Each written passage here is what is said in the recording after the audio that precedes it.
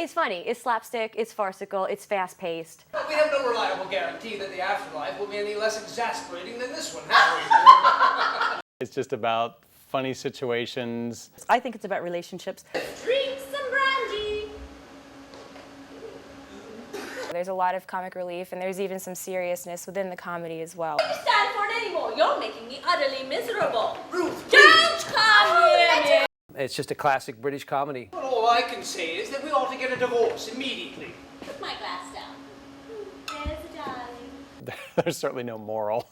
Mrs. Bradman is married, of course, to Dr. Bradman, and we've been invited to the home of our neighbors. I've been looking forward to it. Are you quite excited? Unbeknownst to Madame Arcadi, she comes in thinking that this is the real deal. They're really interested in what she has to offer, and they're just, you know, kind of making a mockery of her. Will you all sit round the table, please, and place your hands downwards on it? He inadvertently summoned his first wife. She moves in with them, and some comedy results from that.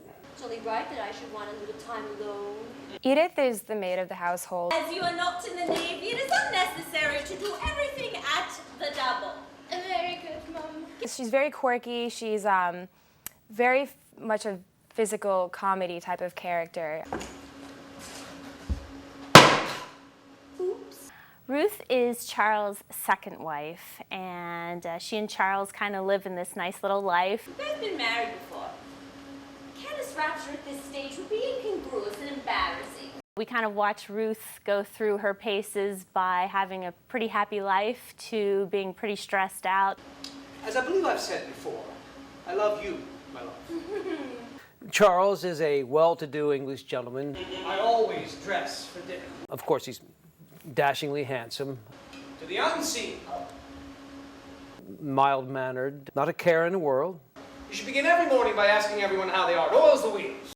I play Elvira. She was this wonderful woman, and she was married to this guy named Charles, who she was madly in love with. I loved you very much. I loved you too.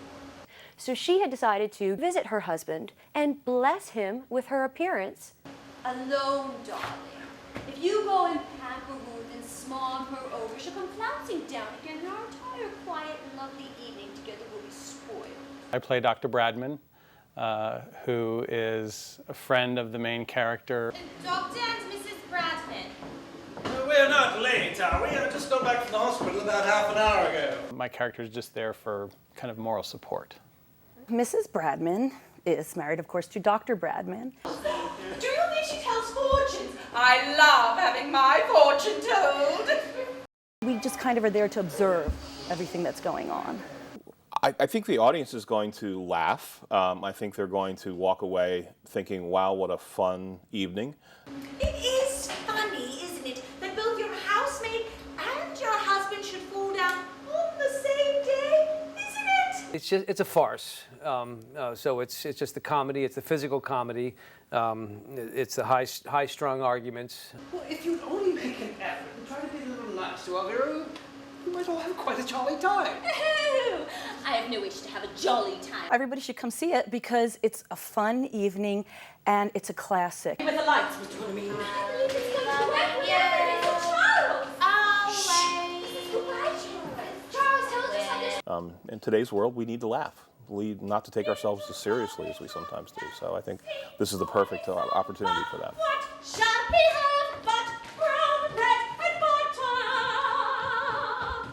We have issues with our one lead guy. I don't know if you've heard of the term Devo. It's sort of like the male version of diva. But I'm not going to mention names.